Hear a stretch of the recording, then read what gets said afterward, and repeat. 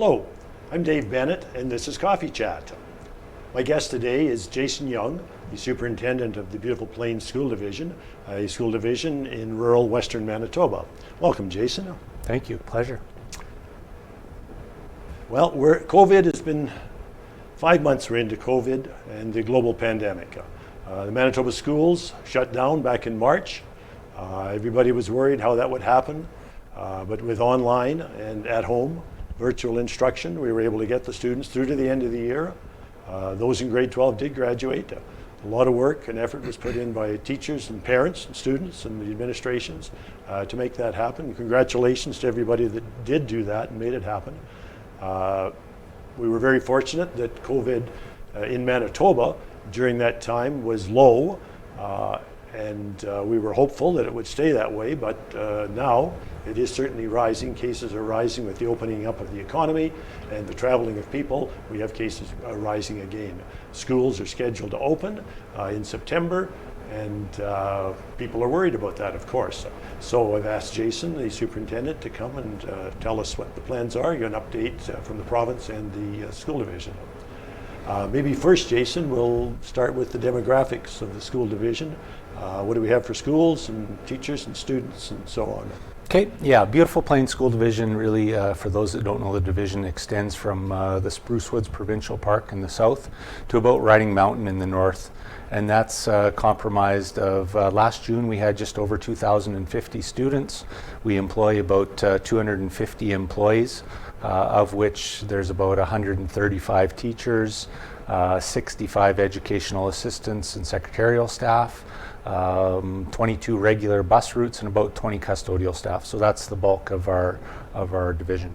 Mm-hmm. And so which towns are the schools in, and how big are the schools kind of thing? We have 15 schools in the division. The two major centers are Carberry and Neepawa, so that's where our largest schools are located. And some of our colony schools range from as small as 15 kids to our elementary school in Neepawa is nearing 500 kids in K to 4. Right, and then you have a middle school in Neepawa. Correct. Under a separate administration, yes. Is it? And in the high school, right? Yeah, so we have 3 schools in Neepawa. We have a K to 4 school, we have a 5 to 8 school, we have a 9 to 12 school. Although the middle school and the high school are joined, they are ran separately with separate administrations. And then in Carberry, there's a K to 4 elementary school and a 5 to 12 school as well. Mm-hmm. Well, that's quite a diversity, really, of students that and schools that you're going to be looking after. So I'm sure that some of the things we talk about would apply maybe more specific to one school than another, and planning of such would be that. And should mention at this point, this is being taped on August the 19th, and things can change on August the 20th.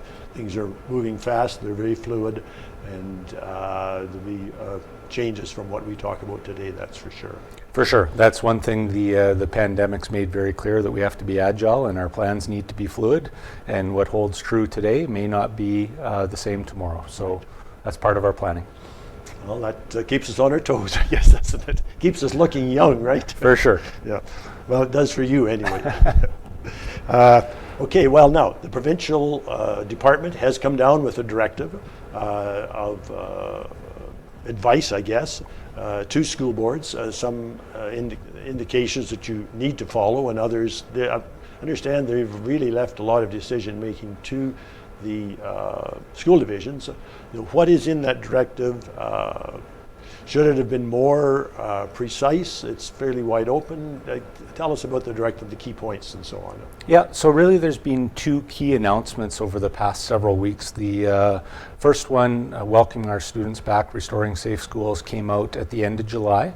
The province had indicated that prior to August 1st, they would let parents and communities know what model we would be going with into the fall semester. So the main overarching part of that document that came out July 31st was the reality that kids were going to be going back to school in Manitoba in our schools for in-school learning starting September.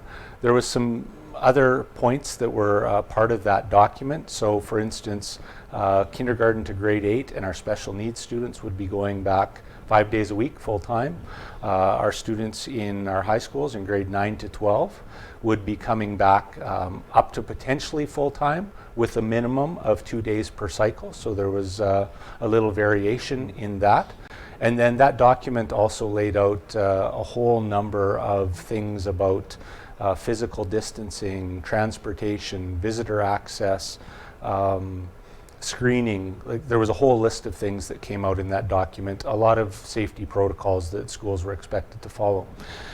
Following that, there was a document released and a public release on the 13th of August, and that's the most recent document.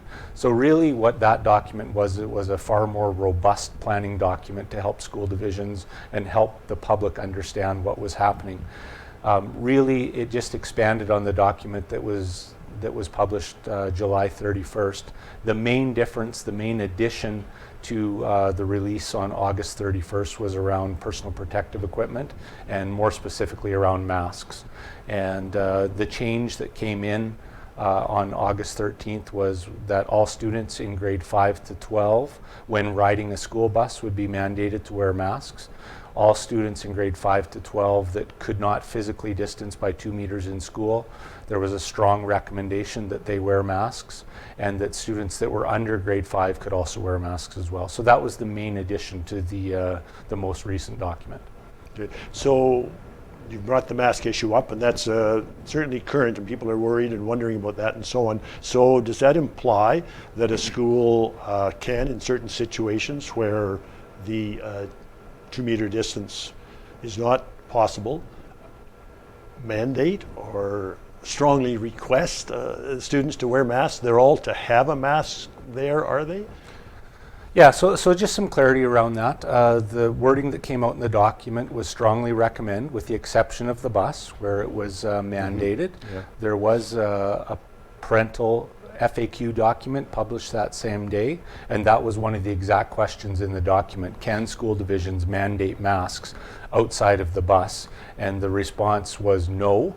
And the rationale that was given is they want as much consistency as possible when it comes to public health measures in schools. So that's consistency between schools. Consistencies between schools and school divisions, because those documents are overarching for school divisions. So what you'll find, I think, in the province of Manitoba is following that public health advice to strongly recommend. And in Dr. Roussen's comments, and you've heard him say it publicly, I'm sure, several times, in Manitoba, when something has been strongly recommended, for the most part, the public has followed those strong recommendations to try to alleviate some of the COVID concerns. So that is the wording in our document. That is the expectation of our staff and students. We're strongly recommending that if people can't physically distance of 2 meters, that a mask is worn by both staff and students in grades 5 and up.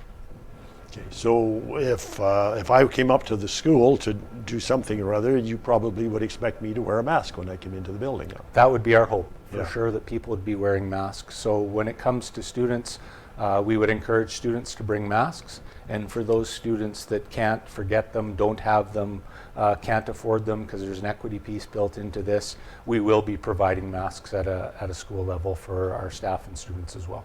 Okay, now I've heard of, or I haven't actually seen one, but the ones with the clear face where you can see the mouth area. In fact, the local gal is making them, I understand.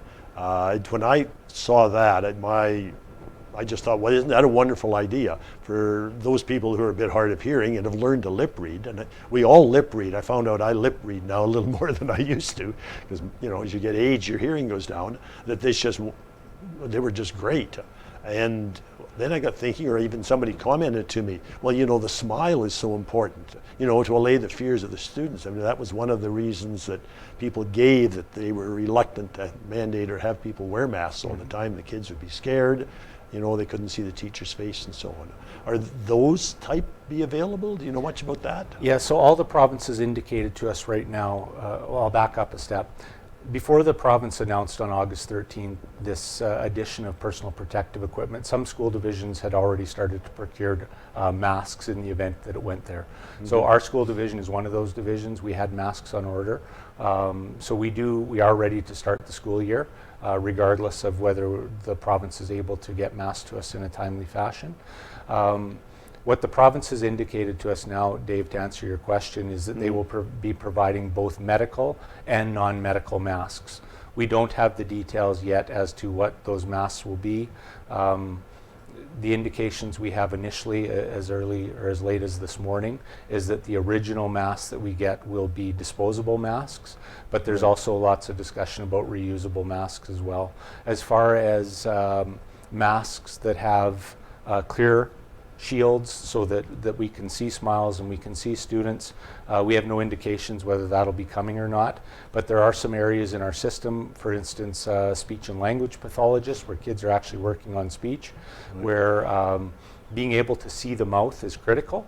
So there's other protocols being put in place for those things, like physical barriers between students and our speech and language pathologist, to ensure that mouths can be seen. Yeah.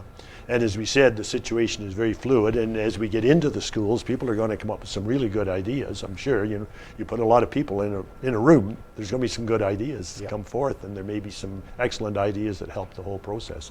But the key is we want the kids in school mentally, for their mental health and so on. Being in schools is very important. Now, I did understand that initially, and it must have been the first directive, I guess, that you were asked to be prepared for 3 separate plans, in a sense. The one which we've mostly talked about is the in-school, which is highly recommended and somewhat mandated, I guess, at this point, to have students be in school.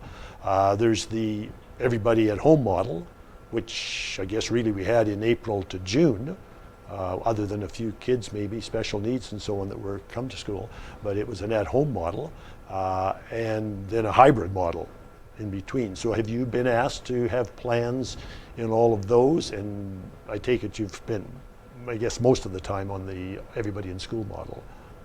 So to answer your initial question, Dave, that was part of the directive that school divisions were given. So every school division in the province had to submit by the 3rd week in July what that would look like in the 3 scenarios that you mentioned previously. We have focused, since we were given the indication that kids will be going back to in-school learning, we have focused more on in-school learning for sure and what that will look like. But in our document that's posted on our website as of this Monday, it does have all 3 scenarios, kind of the guiding principles for the division that would entail those 3 scenarios. The reality is, as you mentioned, we want our kids in school. We miss having our kids in school. So we're focusing a lot of our attention on that right now. But with the reality completely understanding, there will be cases where there'll be blended learning going on. So probably even between those 3 scenarios, there's going to be times when they overlap and when they're mixed. So we have to have all those plans in place, obviously. When we went into this model in March, it was kind of an emergency. Now we've had some time to plan, and those are posted on our website now, what our plans are. So they were up as of Monday of this past week. Yeah. Now the document that's posted, I just want to caution the public, that's posted online is our divisional document. So it's a very broad, overarching document that kind of guides some of the practices that'll be happening in all our schools. Individual schools will be posting specific plans for their schools by August 24th. So when parents have specific questions around what will this look like for my child in school A, those documents will be posted August 24th. Well, this program is scheduled to be shown on NAC TV next week, so that'll jive quite well with the release of those documents on your website. Well, since we mentioned that, how did it go during April, May, and June? I mean, everybody was scrambling to get this to work, and different teachers had different ideas, their classes and so on. I mean, it must, from a perspective of the public looking on, I mean, I thought it worked great. I mean, you were able to do it, and congratulations to everybody for doing it. How well did it work, do you think? I think it really depends on a lot of different variables. I would say for some of our staff and for some of our students, it went extremely well. For others, it was a challenge. And there's various reasons why that happens, but for some kids, they like the flexibility of what that looked like. For some of our staff, they already had online platforms going on. Just as an example, we We have a course that we've been offering in our school division now for over a decade that's an online platform to give kids the experience. So transitioning in a course like that was quite easy.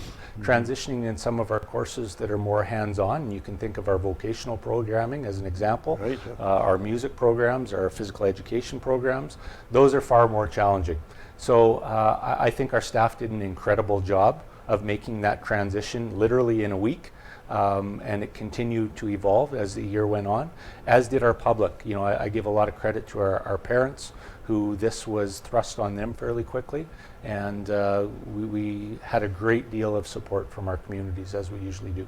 Yeah, no, I thought it was really well. It was interesting, the town hall that they had last night, Minister Gertson and Dr. Rusin were on there, and I was fortunate enough to be one of the ones to get a call, so I listened into it. And you were on there too, you told me just earlier, as such, giving us information. And the one quote that I remember from Dr. Rusin was that the closure of a school would be a last resort. That he said, somebody I think had asked the question if there was a COVID case got into a school, you know, if it's cohorted, can you just kind of close it off to that area or whatever? And as the answer to the question evolved, he made the comment that the closure of a whole school would be a last resort. So they're definitely working on the plan and the hope to keep kids in school as much as possible 100%. and keep them safe Yep, as we can. That's right. Okay. Well, okay, you've mentioned that information will be up on the website. How else are we getting information to parents? Has there been a conversation with some parents? I'm sure a lot have phoned and so on, but in terms of perhaps surveying the parents, how's that all going to take place to get the information out to the parents? Because they're really concerned right now and want to know. Yeah, so I guess to that first comment about parents being concerned and anxious, we understand that, and I'll go beyond that. We appreciate that, and that's one of the luxuries we have in our communities is our communities really care about our kids, and so we're thankful for that. Now, as far as relaying information, you mentioned our web probably is the main porthole for that. When our plans went up Monday, letters went home to all parents in Beautiful Plains School Division through the schools. By email? Via email. We have Center Voice, which is a voice dialer program, which was utilized in lots of our schools, depending on the size of the school. But information did go home to all parents, letting them know that our divisional document was posted. We also used social media for that. So we have Facebook, Twitter accounts. It went up via that means. In that letter that went home, it also indicated that school-based plans would be coming up August 24th, and those school-based plans will be communicated to our parents, because really at the end of the day, that's what our parents want to know. What impact is this going to have on my child in my child's school? So those documents that will go up on the 24th will be far more specific. We're also looking to the next 3 weeks before school starts about having an information session for parents, which would probably be a virtual session where we share kind of our plans and what we're planning to do and answer some questions that parents still have.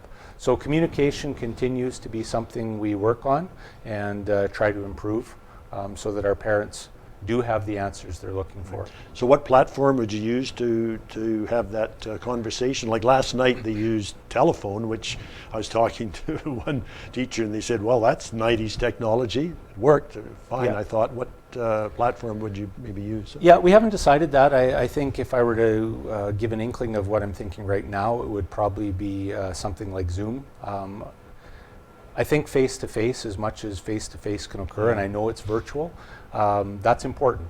And when parents are asking me or somebody else in our system questions, I think it's important that they can see us and see our facial expressions and see what we're doing. So I'd like to have a platform where it's not just phone, but rather a visual as well. A visual as well, yeah. I was on a Zoom call. Rotary had their international convention this year, virtually, of course, and there were 1,500 Rotarians on that Zoom call that they had. We didn't all get to say something, of course, but it was really good. And being able to see somebody and their face and read their lips and everything was just, you're right, it's definitely if you can pull it off, that's the way to go. Yeah, it's congratulations. how do you plan for that so that you can do that, because we value that and we know that's important. Yeah. At the same time, know that there is an equity piece we have to account for, and that is not all people have the technology Right. available to them to do a Zoom call. So we got to keep that in mind as well.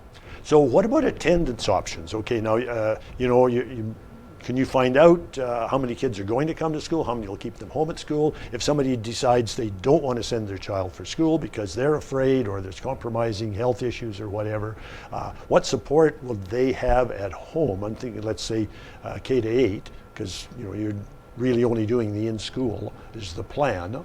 What options have they got other than to sign up for the provincial homeschooling plan or something? Yeah, so there's numerous questions there. First, about a couple questions, so I'll try to cover them all, about attendance options, about sharing of information, about when school starts. There's all those things. So first of all, the attendance options for kids. Right now, where the province stands, they've indicated that all students are expected to attend and engage in learning in school unless there's a medical reason that exists. And that's not a new challenge or a new concept for the school division and for our system. When there's medical issues and things that arise, we try to accommodate kids. So I know that is a big question out in the public, for sure at a provincial level, about remote learning options. And right now the indications from the province are the expectation is for students to attend. And I think if I take that a step further, we know that a lot of kids and a lot of parents are anxious. And our plans need to build confidence in our public. Our plans need to be robust enough that our parents and some of that anxiety, we can help relieve it. And Yes. so I think that's a critical part of our planning, and that's a critical part to us being available to answer questions. So when parents have a question about their child being anxious and what we're doing to take down those barriers, we have answers for those questions. I think that's important. So, okay, we expect all these kids to come to school. We have a large busing population in our division because we're very rural. Can we run with full bus loads and masks? Are we allowed to do that, or are we going to have to run 50% full in our buses, run double runs? What's the story on that? Yep. So we've been planning. Transportation for sure is a challenge, undoubtedly, because something we've tried to do over the years is make sure that our routes are being shrunk and are efficient, so our buses are not running empty any more than they have to. So the guidelines, first of all, to answer that question for parents of what a bus will look like, is the expectation is there'll be one student per seat, unless students are from the same household Right. or from the same in-school cohort, and then there could be multiple students per seat. Right now, our plan as a school division is to be able to transport every student who's eligible for transportation. So every student who was able to be transported, that was eligible for transportation prior to the pandemic, we're planning to transport. That'll be probably adding a couple of bus routes. That might be our bus routes looping back once they drop off some kids at school and picking up additional students. We also sent out communication to all our bus families about a week ago, as the province had indicated, requesting that any families who were able to commit to transporting their kids for the 2020-2021 school year, or if it's older kids could drive themselves, to let us know that, to contact our transportation supervisor, because that obviously alleviates some of those pressure. Absolutely, yeah, on the I'd heard buses. of that possibility. And So right now we don't have a lot. We have some people who've committed to that already, but when we started our initial planning in June, it was under the assumption that we would be transporting all our kids, and what could that look like? yeah. Well, okay, now what about the high schools? I mean, you've mentioned the possibility of partial attendance, staggered classes, whatever. That might alleviate your transportation too if kids weren't coming all the time. If it was separate days, if it was half days, then it would probably put more pressure on the transportation system. Any ideas as to what might evolve, excuse me, in that area? Yeah. With, high school students? Yeah, for sure. I'll preface the answer to this by saying, as a school division, we're going to continue to do what's right and what we believe is right, and work hard to do that, not do what's easy. So alternating days and some of those things are easier to plan for. But we believe, as I've mentioned a couple times, that having kids in school and that face-to-face interaction is critical. So that was kind of the foundation where we started our discussion about what high schools would look like. We wanted to plan for how do we get our kids there as much as possible. So our plan will be to do that, and that will vary depending on school and size and classes, but our overarching objective is to try to get their kids there as much as possible. Now, I know people will say to us, well, why don't you just alternate days? And I'll give an example. If your child was in a pre-calculus class and there was 14 kids and we can physically distance and provide that programming in a safe environment, I'm not sure why we would alternate days. Would it make transportation easier? Of course it would. Would it be what's best for kids in getting direct instruction? We don't believe so. So yet if there's a class of 30, that may be alternating days for some of those classes just for a variety of reasons. But even within that framework of alternating days, we're looking for ways, how can we still get our kids in our building? So that might be our 15 of those 30 kids in class with direct instruction from the teacher, and then 15 kids somewhere else in the school location getting a live feed of that class. Our overarching goal is to get our kids in the building. Yeah, I wondered about that live feed of a class, that might perhaps work. And in fact, really, I mean, if a kid depending on their schedule and this and that, they might catch that live feed at home too, I suppose. For sure, yeah. But you did have the live feed idea. Okay, well then that brings us to, I guess, the question of how much room is there in schools? What other rooms have you got that are available to you? I know the middle school is just newly built, but all the classrooms are used as classrooms, I understand, right? The high school, I'm not so sure about it. Maybe has some classroom space. What about your other group areas like lunchrooms and things like that? Can they be utilized for classroom space, and what does that do with staffing and so on? That opens up a whole big, I don't know how you even consider all of this, Jason, really. Yeah, so we're exploring all options. I guess I would start with that.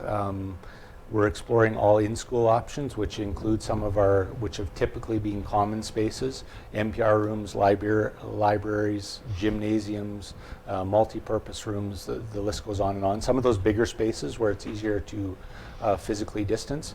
We also have explored external. One of our Carberry Collegiate is likely going to be running a class in a building external to the school, where we can spread kids out. We are fortunate enough to have some portables in Nipawin still that haven't been moved out, so we're exploring that.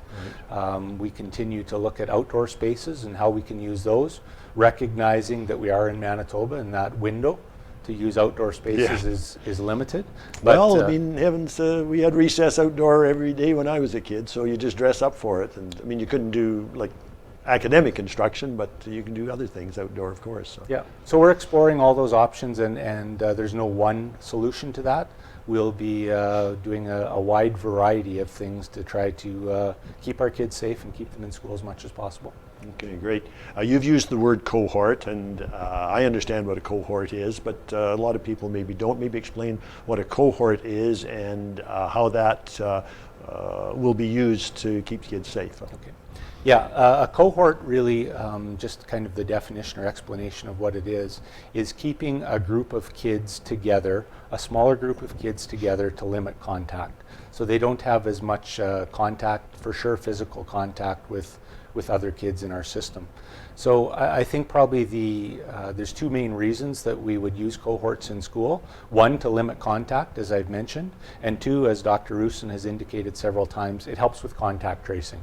So yes, that's important, right? It is important, and if you think of a school of 500 kids and how they've traditionally ran, if there's a positive case in a school and they've come in contact with all 500 kids, that poses a different challenge than if they've only came in contact with 50 kids, for instance.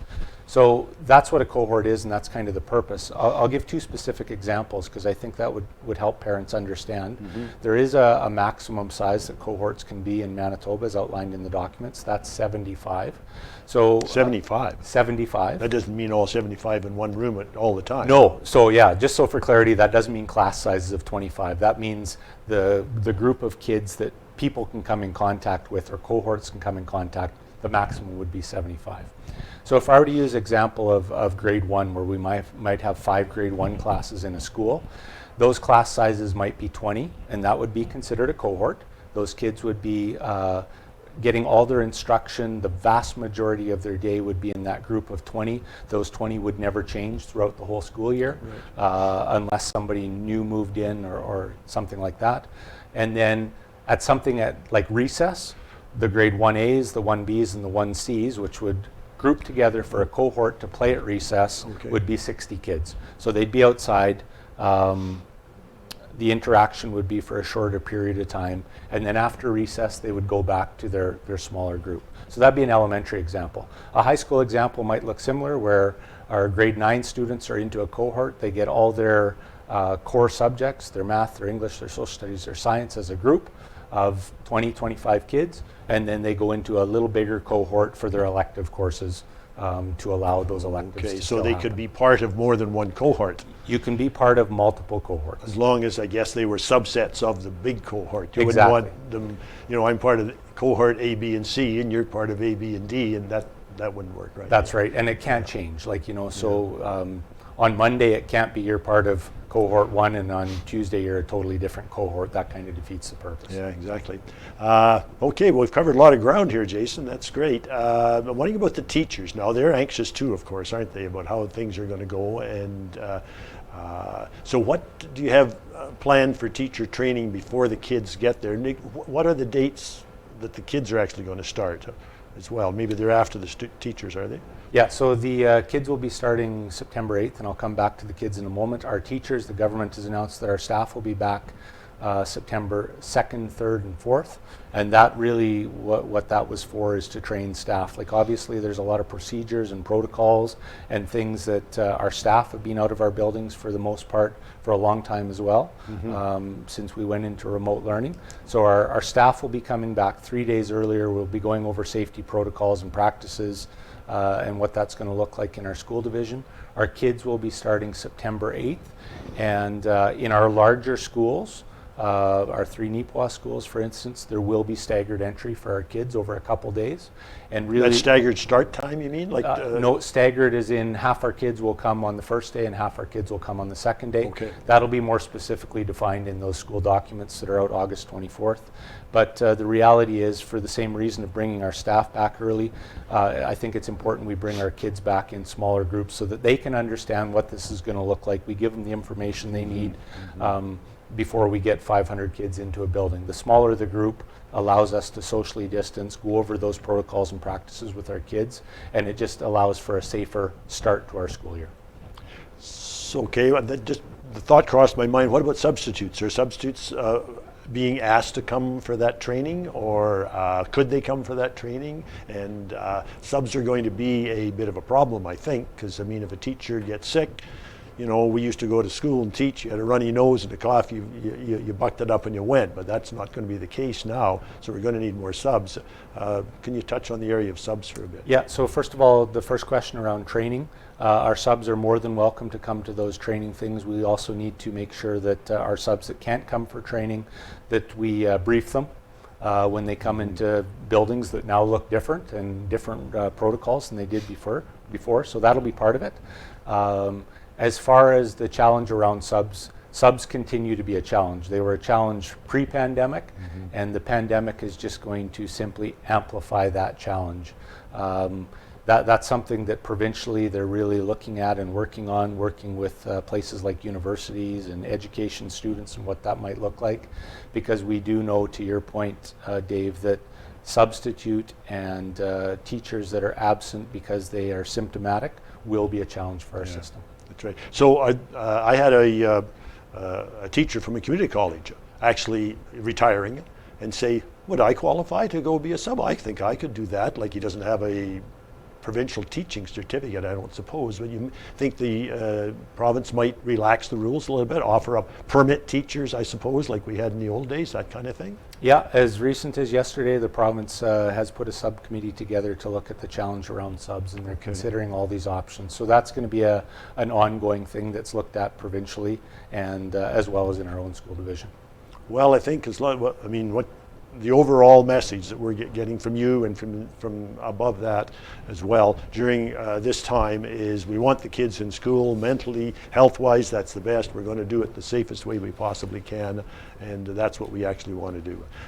Is there something I've missed, Jason, that you'd like to perhaps add in at this point? We've got a couple of minutes left. Yeah, no, I don't think so, Dave. Like, just some general statements. You know, our community's been fantastic, and I think we just want to encourage our communities to be patient. We're all going through this together. We're all learning together. We're going to keep our kids and our staff's safety at the forefront of our decisions. We need to work together, and I encourage everyone, our staff, our communities, to recognize and realize we're not all at the same point. And the opinions vary greatly across, and that's okay. Everybody has their own unique and individual circumstances. And what I would like to say to people is there's infinite challenges we're facing as a school division, but there's also infinite challenges every family's facing, every community's facing. And I really believe if we're patient, we work together, and we're creative, there's also infinite solutions. And sometimes those solutions take time, but we'll get through this and we'll figure it out. And I'm confident in our system, I'm confident in our staff, and I look forward to the questions parents have so that we can alleviate some of their stresses. Well, necessity is the mother of invention, if I got that quote correctly as such. One last question then. How can the community help? How could a service club, say like the Rotary Club, for example, or other organizations in town, businesses, church organizations, I don't know, how can the community help to make this happen so the kids all get back to school safely? Yeah, I think there's obviously all the financial things and all those things that we can talk about in the future. I think the biggest need we have of our communities, whether it's a club or parents right now, is to help alleviate some of the stressors that everybody's having, and recognize that anxiety's out there. And if we can take down that anxiety and start from a standpoint that we're going to figure this out, we're going to be okay, that's going to help versus mass panic and chaos. Like, we've done a lot of planning. I'm confident in our system. I'm confident that we will enter the school year with our kids in a fairly safe environment, as safe as we can be in the middle of a pandemic. And that's really what I hope from our community, that everybody plays a role in helping everybody else get through this difficult time. Well, if NACTV can play a part anyhow in terms of us helping, other than an interview and getting information out like this, by all means think of us and call on us. I want to thank you for coming in today. It's been an excellent conversation. I've really enjoyed it. As a past teacher, of course, I've got some very strong interest in it, and both my sons and a daughter-in-law are teachers as well. So I keep my ear to the education that's going on in the province. My pleasure, Dave. I appreciate the opportunity. Thank you very much. This is Dave Bennet for NACTV.